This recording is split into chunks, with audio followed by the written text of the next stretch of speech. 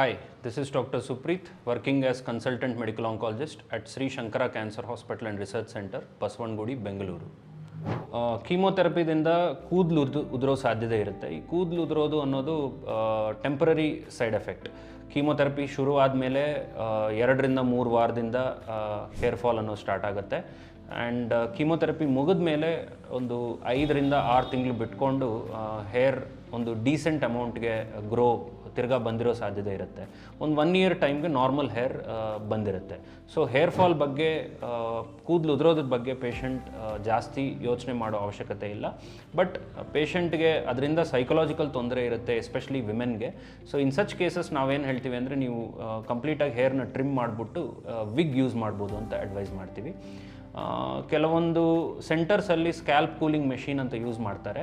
But ಈ scalp cooling machine ಅನ್ನೋದು ಕಂಪ್ಲೀಟಾಗಿ ಫುಲ್ ಪ್ರೂಫ್ ಮೆಥಡ್ ಅಲ್ಲ ಹೇರ್ ಫಾಲ್ನ ಪ್ರಿವೆಂಟ್ ಮಾಡೋಕ್ಕೆ. 40ರಿಂದ 50% ಪೇಷಂಟ್ಗಳಲ್ಲಿ ಮಾತ್ರ ಈ ಹೇರ್ ಫಾಲ್ ಪ್ರಿವೆಂಟ್ ಆಗೋ ಸಾಧ್ಯತೆ ಇರುತ್ತೆ. ಅರೌಂಡ್ 60% ಪೇಷಂಟ್ಸ್ಗೆ ಹೇರ್ ಫಾಲ್ ಆಗೇ ಆಗುತ್ತೆ. ಈ ಮಿನಾಕ್ಸಿಡಲ್ ಅನ್ನೋ ಔಷಧಿ ಡರ್ಮಟಾಲಜಿಸ್ಟ್ ಬಾಲ್ಡ್ ಹೆಡ್ಗೆ ಯೂಸ್ ಮಾಡ್ತಾಯಿದ್ರು ಮುಂಚೆ, ಈ ಹೇರ್ ಟ್ರಾನ್ಸ್ಪ್ಲಾಂಟ್ ಅನ್ನೋ ಟ್ರೀಟ್ಮೆಂಟ್ ಬರೋಕ್ಕೆ ಮುಂಚೆ. ಬಟ್ ಅದು ಕೀಮೋಥೆರಪಿದಿಂದ ಲಾಸ್ ಆಗೋ ಹೇರ್ ಗ್ರೋ ಆಗೋಕ್ಕೆ ಹೆಲ್ಪ್ ಆಗಲ್ಲ. ಸೊ ಇಂಥ ಎಕ್ಸ್ಪೆನ್ಸಿವ್ ಮೆಥಡ್ಸ್ ಮೇಲೆ ಪೇಷಂಟ್ಸ್ ರಿಲೈ ಆಗಿ ಉಪಯೋಗ ಇರಲ್ಲ ಅನ್ನೋದು ನನ್ನ ಪರ್ಸ್ನಲ್ ಉದ್ದೇಶ. But if some patient is very worried about hair loss, ಅವರು definitely scalp cooling machine use ಮಾಡಿ ಕೀಮೋಥೆರಪಿ ತೊಗೊಂಡು ಪ್ರಯತ್ನ ಮಾಡ್ಬೋದು.